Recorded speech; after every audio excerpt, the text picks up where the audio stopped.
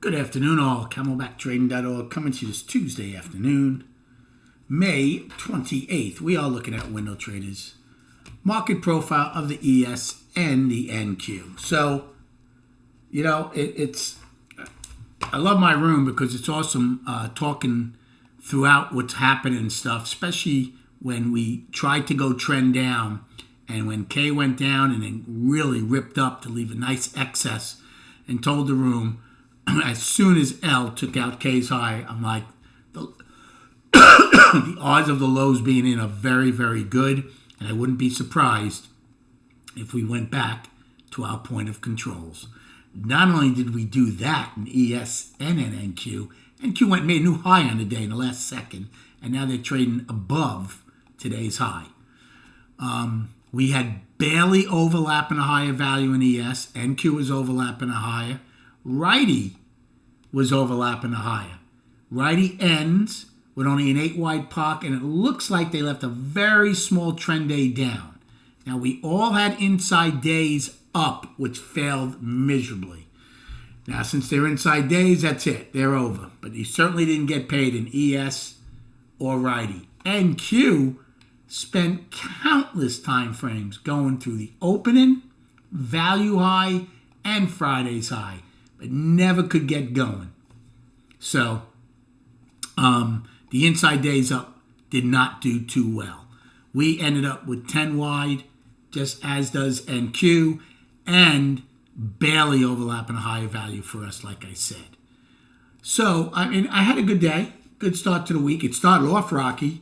It was all NQ. So, when we opened up, and we opened with higher value, when we pushed down to our 17 wide overnight POC here, I thought it was a pretty good long. Well, it turned out they didn't even stop there. They blew right through it. And I took it off for a loss. So a little rocky start to the day there. What I did do, though, in B period, was I took a short because value at that point went from overlapping a high to unchanged. So I did some ebb and flow shorts in B, which worked. C period, when it one time framed up, I did take a short against the opening, which worked as it backed off the first time in NQ. Then I switched long. G period, once we got the IB high in E, but once G period took out the high again, came back, I was looking for ebb and flow longs since we were one time framing up and did well on that. Then I was looking for an afternoon pullback low. I thought ES had the IB high. Now, we didn't have any overnight at that point. Now, remember, I was using Sunday's overnight lows as my overnights. And yesterday is my overnight high.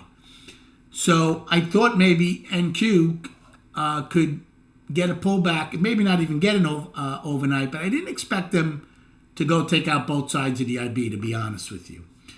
So I took a long in H period, thinking it could be the afternoon pullback as it got away from POC. I did okay on that. Same thing in I, especially when it hit half back. I started one lot a little higher. I think it was it was right above H's low. I think it was like 02, 03.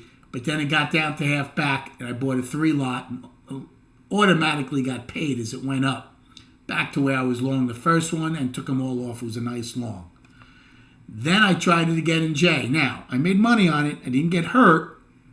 But after I made money on it, when I'm like, I'm not liking this now. Maybe they are going to go for the overnight low. So what I did in K, I went short. I took the short to get the IB low and the overnight low, which worked. They stopped right above the singles from the 24th. And then in L period, I took one short against the 144 the first time, made money on that. That was it. I did have a very strong feeling we were going to go back to our POCs, but I didn't act on it. I know a bunch of people in the room did. So that turned out to be pretty nice. And that was my trades on the day. So it turned out to be a pretty good start to the week. After the first trade of the week, I got smacked down a little bit. So as far as destinations go, Upside is 530.51, which is today's high. Downside 529.65 is our 10 wide POC in SPY, and then 527.11 is today's low. ES, today's high is 31.25. The POC 10 wide 22.50, and today's low of 96.75. Now, why was this important?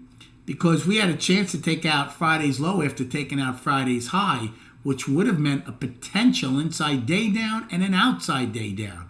But boy, oh boy, did the sellers get rejected down there. Huge rejection.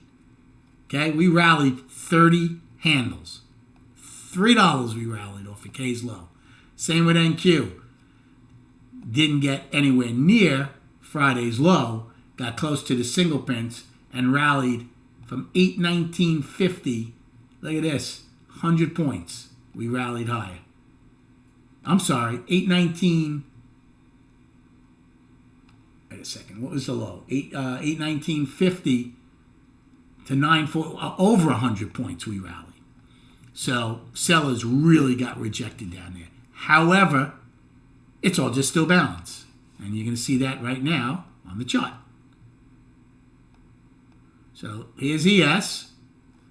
It's a 9-day balance, but the entire range of it is last Thursday. That's your balance. Inside day up failed. Volume, horrific. We're at 35.5 million. Are we going to do 40? I don't know, but it's going to be in our top 10 lightest. And then I'll show you NQ. Now, NQ is a little different with my balance. I'm probably, initially I kept saying I'm going to use this May 15th low as my balance low.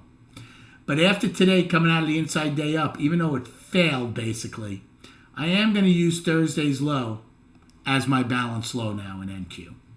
So NQ for me is basically, you could say it's a whatever, 6-day balance, but Thursday is the whole range of it. Okay? So just keep that in mind as the week progresses. Thank you for liking and subscribing to this channel. Come check us out. Go check out my new website, camelbacktrading.org. A lot of different price points for you guys and gals to get on board. Thank you for liking and subscribing to this channel. Enjoy your evening, and we will speak prior to the opening tomorrow.